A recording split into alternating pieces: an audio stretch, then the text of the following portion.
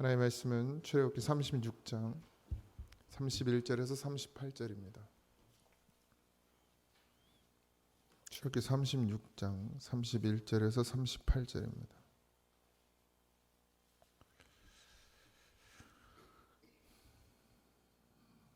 출애굽기 36장 31절에서 38절 다 같이 합독하도록 하겠습니다. 그가 또 조각목으로 띠를 만들었으니 곧 성막 이쪽 널판을 위하여 5개요 성막 저쪽 널판을 위하여 5개요 성막 뒤 곧 서쪽 널판을 위하여 5개며 그 중간 띠를 만들되 널판 중간 이 끝에서 저 끝에 미치지 하였으며 그 널판들을 금으로 싸고 그 널판에 띠를 꿰 금고리를 만들고 그 띠도 금으로 쌌더라.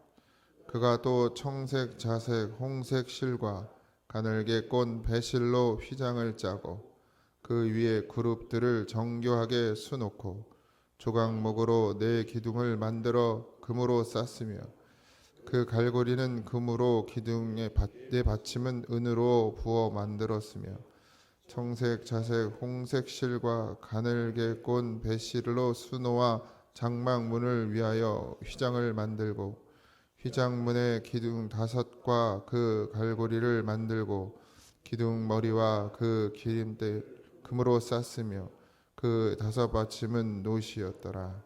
아멘. 하나님을 만날 수 있는 은혜의 자리, 이게 성막이죠. 오늘은 읽어보니까 성소, 지성소 이제 이런 부분들, 뭐 여기 보면 청색, 자색, 홍색실, 가늘게 깬 배실로 휘장을 짰다 이랬죠. 그리고 이제 거기에 그룹, 그러니까 천사의 문양을 집어넣었다. 이게 이제 지성소에 들어가는, 성소에 들어가는 휘장이죠. 예배, 교회는 하나님을 만나는 은혜의 자리입니다. 우리에게 교회가 있다라는 것은 참 복된 일입니다. 물론 하나님은 어디에나 계시고 우리가 주의 이름을 부르는 곳이 거기가 교회가 되고 예배의 자리가 되고 또 주님께서 또 십자가에 달려 죽으심으로 말미암아 우리를 성전 삼아 주셨죠. 그래서 예수를 믿는 자마다 하나님께서 그곳에 임재하시고 그것이 곧 성전이기도 합니다. 그러나 하나님께서는 공동체, 이 이스라엘 백성이라는 이 공동체를 광야 교회에 집어넣으시고 그 안에서 우리가 어떻게 그 교회 생활을 해야 되는지에 대해서도 하나님은 지금 그 시대에, 교회가 없던 시대에 교회에 대한 모양을 우리에게 보여주셨습니다. 가장 중요한 건 연합하는 것이죠. 그냥 혼자 하는 것이 아닙니다. 모세는 광야에서 혼자 있었죠.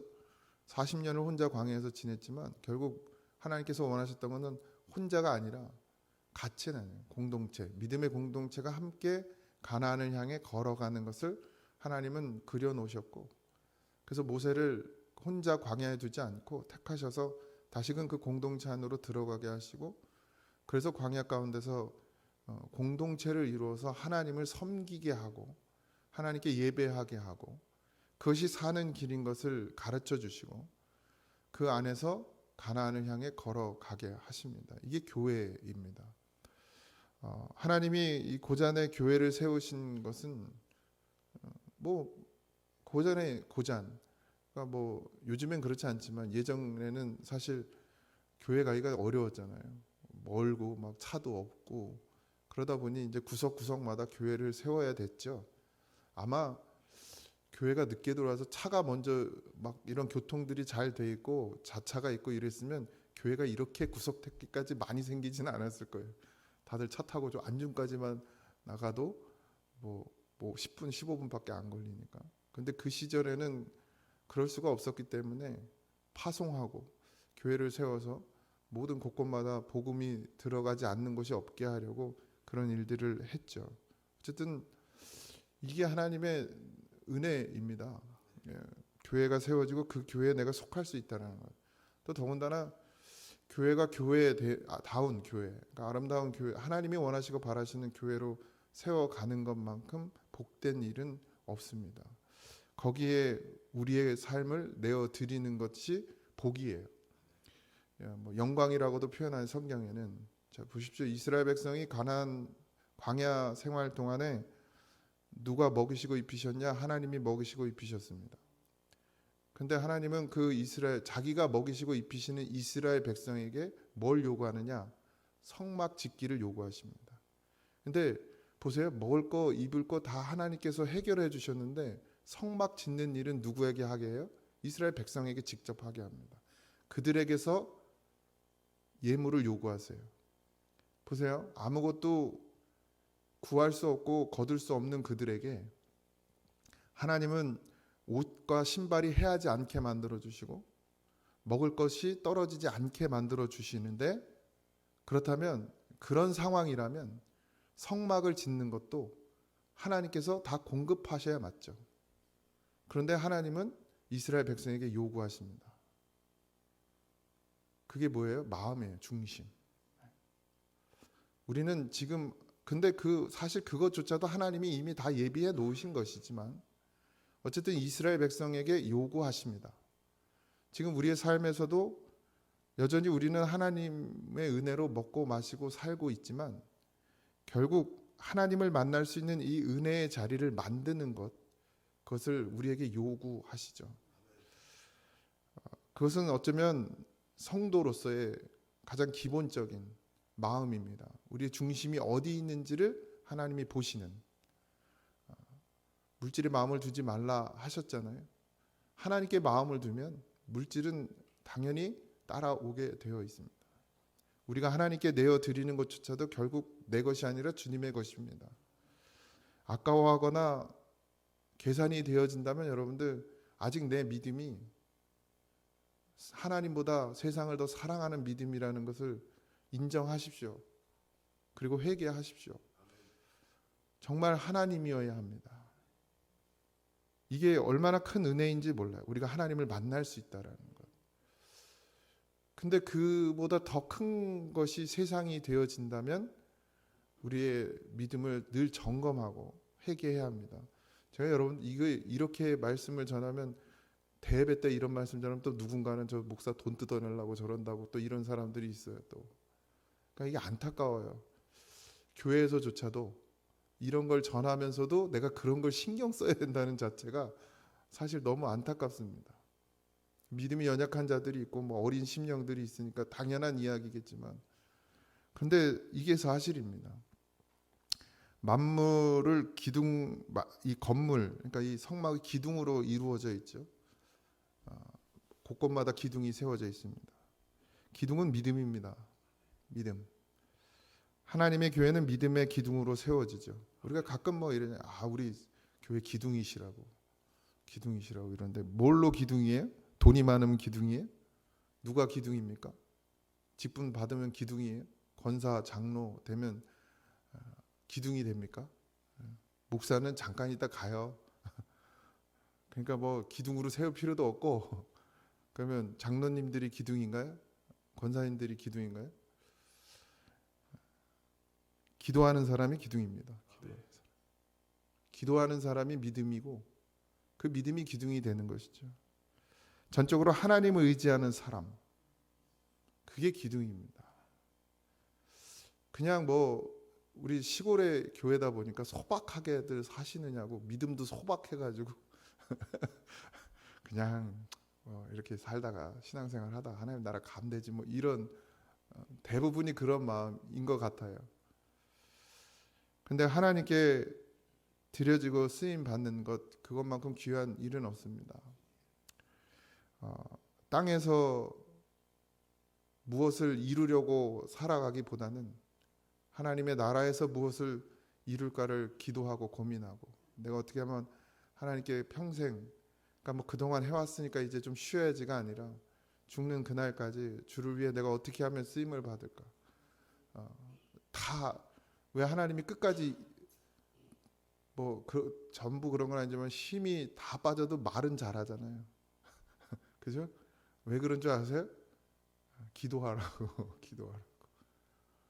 그래서 저기 심연학 원사님한테 늘 그러는 거야. 하나님 나를 안 데리고 간다 해서 아직 기도할 일이 많아서 그러는. 입은 살아계셔. 누웠어도 말은 잘하셔. 그래서 기도하라고 하나님이 입은 끝까지 살려놓으시나 보다. 여러분들 힘 빠지고 뭐 아이고 무릎도 아프고 이제 교회 오기도 힘들어요. 뭐 이제 앉아서 뭐 그래도 우리 일년성계 아직도 열심히 풀을 뽑는데 아무것도 할 수 없는 기력이 없어도 입은 움직여. 그러니까 뭐 하라고요? 끝까지 기도하라. 기도가 기둥이에요. 기도. 뭐 40대 50대 이제 일꾼 되니까 니네가 이제 교회 기둥이야. 아니요. 기도하는 사람이 기둥입니다. 나이랑 전혀 상관없어요. 그러니까 우리는 늘 그것만 바라보고 가야 합니다. 기둥이 세워지지 않으면 건물이 설 수 없죠.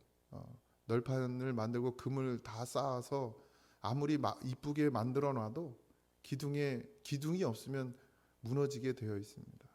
기도가 없으면 교회는 무너져요. 저는 이 새벽에 나와 기도하는 것이 너무 귀해요. 성도님들이 나와서 기도하는 것들.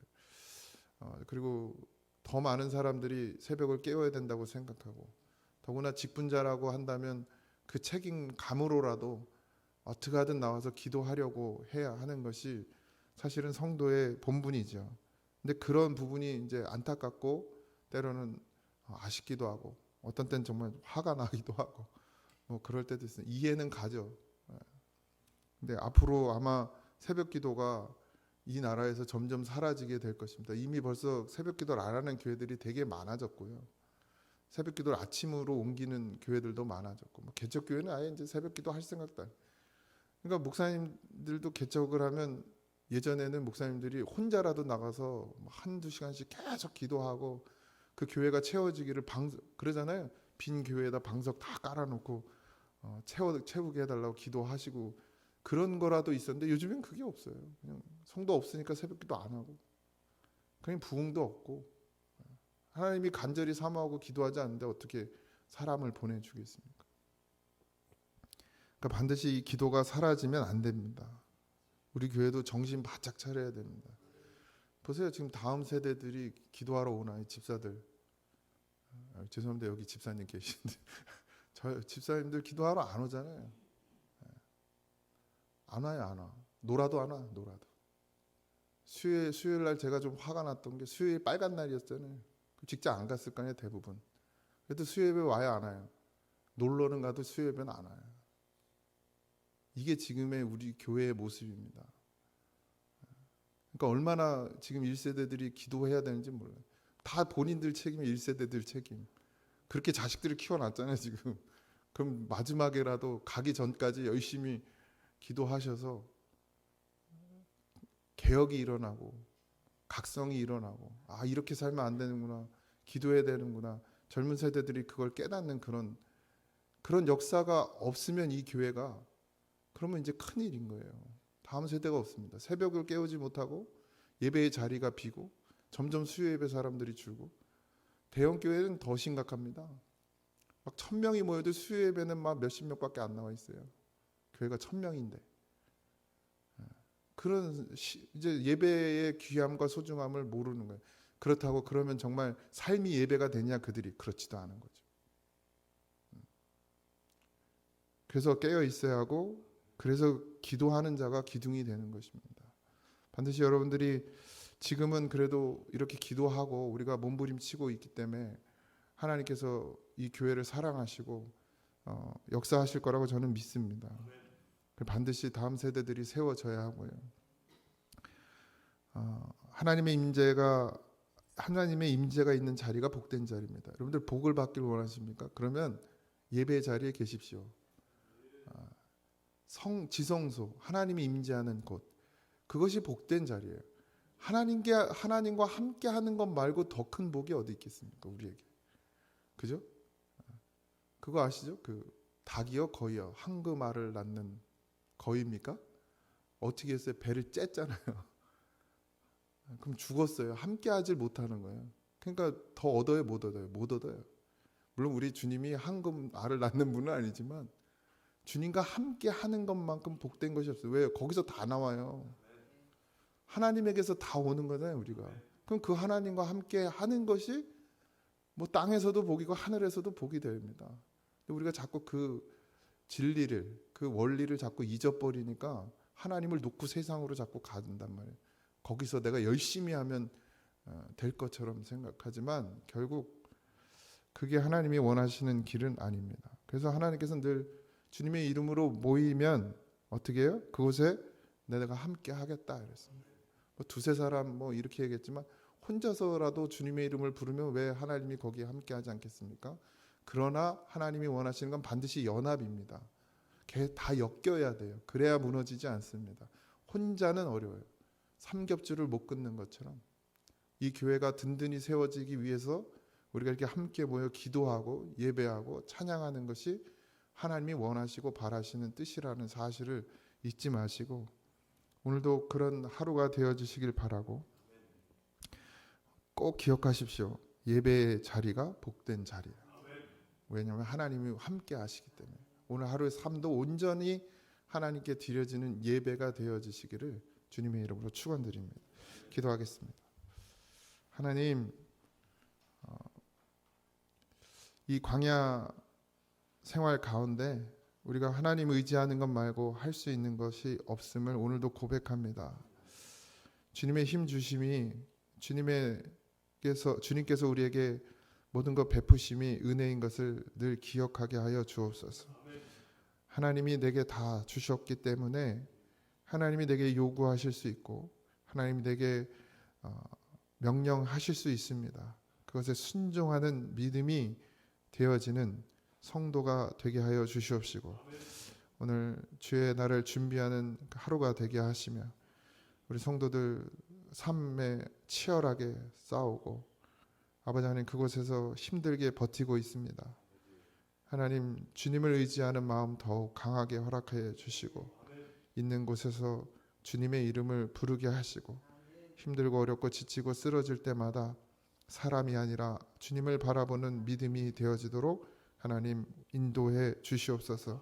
오늘도 동행하여 주시고 함께하여 주실 것을 믿고 감사하며 예수님의 이름으로 기도하옵나이다. 아멘. 하늘에 계신 우리 아버지여, 이름이 거룩히 여김을 받으시오며 나라의 임하오시며 뜻이 하늘에서 이루어진 것 같이 땅에서도 이루어지이다. 오늘날 우리에게 일용할 양식을 주옵시고 우리가 우리에게 죄진 자를 사하여 준 것 같이 우리 죄를 사하여 주옵시고 우리를 시험에 들게 하지 마옵시고 다만 악에서 구하옵소서.